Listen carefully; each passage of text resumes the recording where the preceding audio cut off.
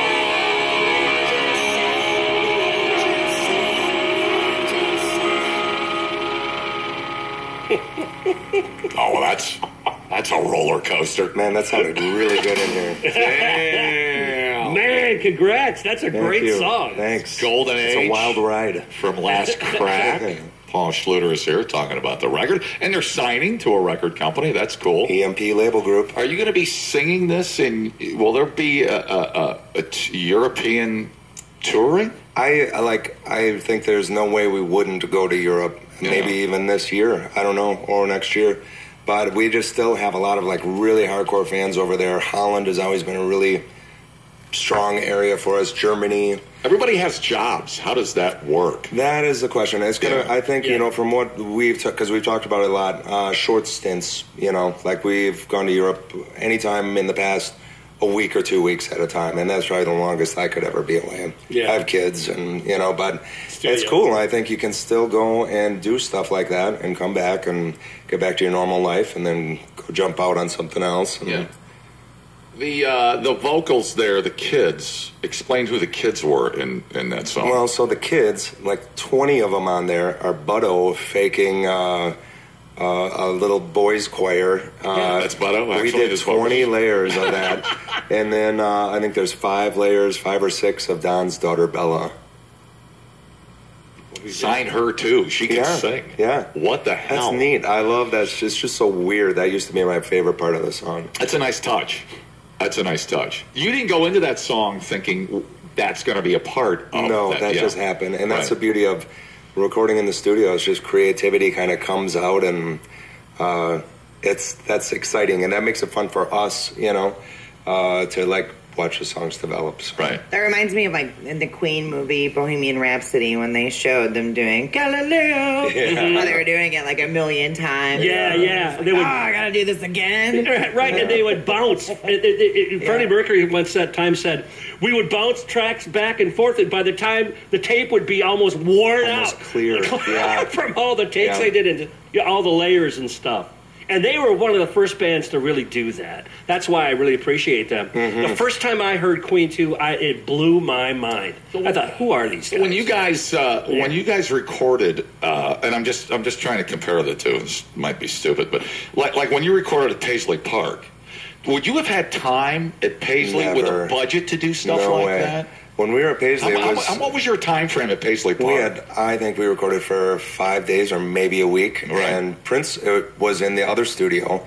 Did you see Prince when you were we up? saw Prince. Yeah. Some of the guys like Did he wave at you? He peed in the urinal next to some of the guys. It's like we were in that close quarters. And you wouldn't think, like, he was even weird when he would eat, like, chips and stuff. He's quiet and, Right. like on Saturday Night Live when they portray him. It Sure. was kind of like that. Yeah, right. But yet, some of the guys, like, he would go to the bathroom in the same public, Paisley Park bathroom. No matter how much you're worth, pee still comes out of the same place. Right. It's weird how that works. There's isn't it? one stall that had an Ebony magazine. And I remember that's hilarious. I thought, like, oh, this must be Prince's spot. So, but when you're in a Paisley Park, though, you're there to get stuff done. We whipped it out. Yeah, and right. Even Burning Time was quick. I mean, for Burning Time, we had 6 weeks to record.